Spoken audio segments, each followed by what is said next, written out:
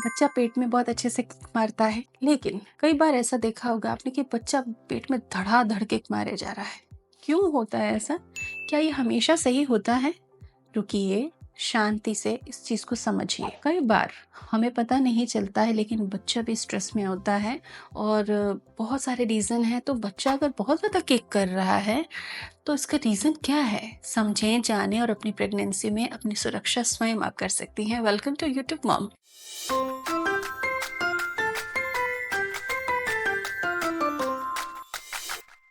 देखिए, बेबी का किक करना बहुत ज़रूरी होता है। जिन मम्मीज़ के बेबी किक नहीं करते, बहुत चिंतित रहती हैं। हालाँकि सोनोग्राफ़ी में अगर सब कुछ ठीक आता है, तो चिंता करने की बात नहीं। बेबी का स्वभाव, प्लेसेंटा पोज़ीशन, उसका वज़न, उसका एनर्जी, उसका मूड, बहुत चीज़ें मायने रखती हैं ना। लेकिन 18 से 25 हफ़्ते के बीच बेबी के किक्स पता चलने लग जाते हैं।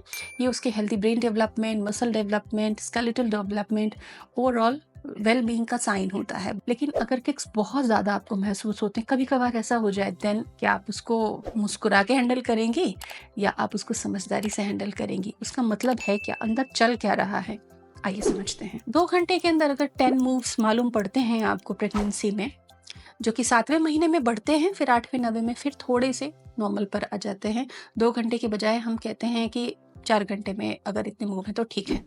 लेकिन अगर बहुत ज़्यादा मूव्स चल रहे हैं और कभी-कभी ये बहुत ज़्यादा हो जा रहा है, तो आपको कुछ चीज़ें ऑब्ज़र्व करनी पड़ेंगी और रिस्क से बचना पड़ेगा। तो इसके क्लिनिकल वार्निंग साइंस क्या हैं? Let's see. सडन बर्स्ट अगर होता है स्ट्रॉन्ग किक्स का, तो ये कॉर्ड एनलार्जमेंट का इंडिकेशन हो सकता है और बेबी अपने ब्रीथ को मैनेज करने की कोशिश कर रहा होता है। कई बार जो सडन इंक्रीज एंड डिक्रीज होता है मूवमेंट्स में, इससे बच्चा अपनी ऑक्सीजन सप्लाई भी कंट्रोल करता है पेट के अंदर। कई बार हाई शुगरी फूड लेने की वजह से ब्लड स्ट्रीम में आपके हाई है शुगर, देन बच्चे में हाइपर एक्टिविटी होती है और बच्चा बहुत ज़्यादा वॉलेंटली मूव करता है। ये जेस्टेशनल डायबिटीज़ में कॉमन है।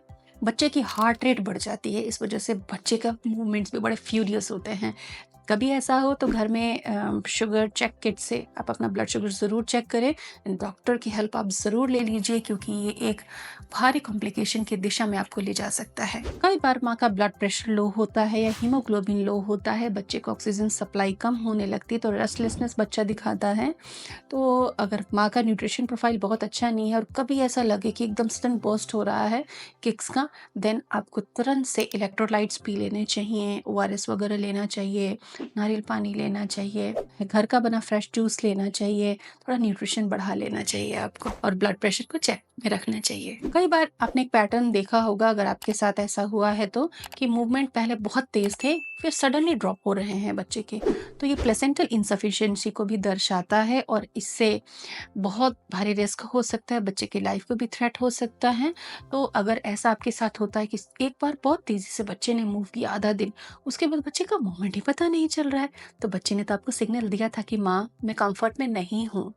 तो आपको तुरंत, अगर ऐसा होता है तो डॉक्टर को दिखाना चाहिए। 3rd ट्रिमेस्टर में इसको आप 1 दिन के लिए भी टालें नहीं, तुरंत मेडिकल हेल्प लीजिए। Take care, thanks for watching.